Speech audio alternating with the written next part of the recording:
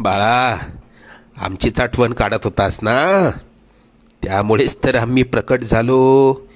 अरे मायबाप मानतोस ना आम्हाला, मग तुला पैशांची गरज असताना सांगायचं ना.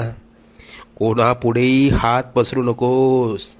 लोक 2-4 हजारांची मदत करतीलही, पण तुझ्या मागे सर्वांना तुझी मजबुरी हसत सांगतील.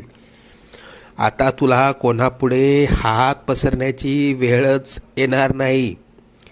तू आजपर्यंत भरपूर दुःख सहन केलंस. लवकरच तुझ्या रडक्या भाग्यात सुखाचे दिवस येतील. तुझ्या मनात असलेली इच्छा पूर्ण होऊन अक्कलकोटला पेढे घेऊन येणं होईल. येशील ना आम्हाला भेटायला अक्कलकोटला? सगळं मनासारखं होईल. निश्चिंत राहा.